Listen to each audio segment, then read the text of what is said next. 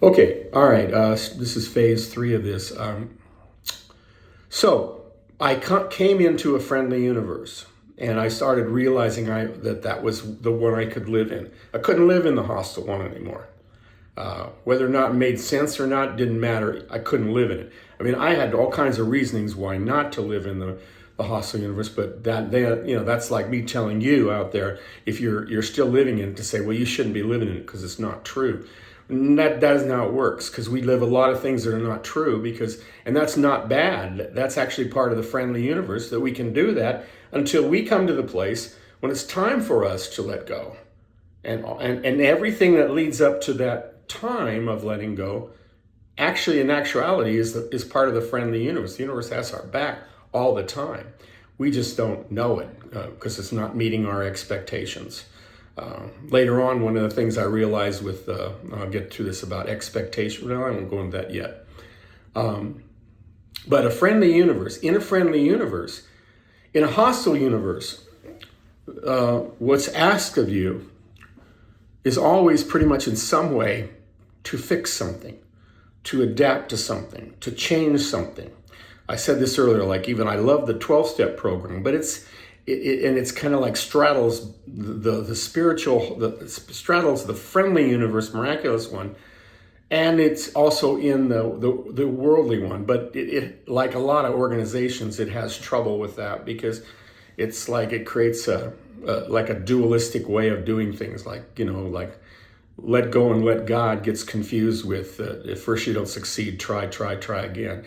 And those are two different platforms. If at first you don't succeed, try again. A lot of the things, there's lots of things from Stephen Covey, all kinds of things, workshops about that's the way to work at that. Versus the other one, which is let go, let God. Then I could give you some more quotes on that. Maybe later on I will. But there's been many mystics that talk about that and say, okay, and I saw that in my growth in my life. But when I come into the friendly universe, the hostile universe, it's fixing things because something is wrong or something is off, or I want something different, or I want something less than this. I want it to change. It's always that kind of thing. It's you're seeing the moment and you're saying, this needs to be different, or I want it to be different than what it is. Even if it's an inspiration, like, oh, it could be so much better. It's always something different. Now, think about that, because if something is always different, it can't be a friendly, miraculous universe, because the friendly, miraculous universe works in the moment perfectly, no matter what is going on. That's why a mystic like Krishnamurti can say, when they say, what's your secret to your happiness? And he can say, oh, that's pretty easy. I don't mind what happens. Now, for him to be able to say that he doesn't mind what happens, he has to be in a universe where it doesn't matter what happens. Everything is miraculous. Everything works.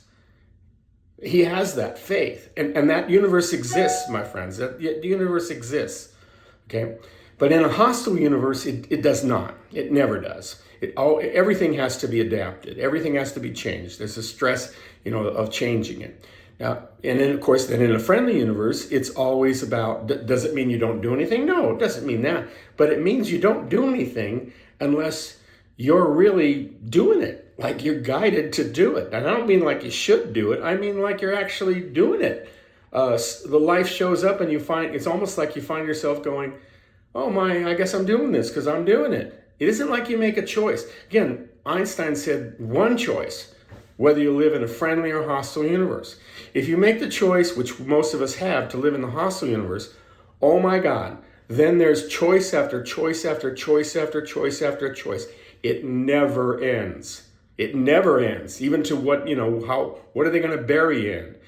You might even be in, or how are you going to handle your death until you actually do die? Every choice. But in a friendly universe, no, it doesn't matter, because everything leads into something. It's almost as if like God was a person, but the universe, will just take it even larger. The universe is moving you around the whole of everything in perfect ways, and you're experiencing it as bliss, as you're in your right place. You have your purpose is to follow to move when you're moved, to wait when you're not moving. Move and wait, just as you're guided, okay? In a friendly universe, that's, you can tell because it's always that. It's always either you're moving and something is open and you're actually moving into it. It's real clear you're going to move into it, or you are moving into it, or you wait. You wait, even if it's something that says, wait a minute, this has got a deadline in the world. You've got to look at this right away. Well, for me, I wait. If I don't have something that says I can't, if I have to should myself to react to it, I don't do it. I just wait, because I realize that the universe can, the universe is fine. Okay, I'm going to go to the next one after this, these 6-minute ones.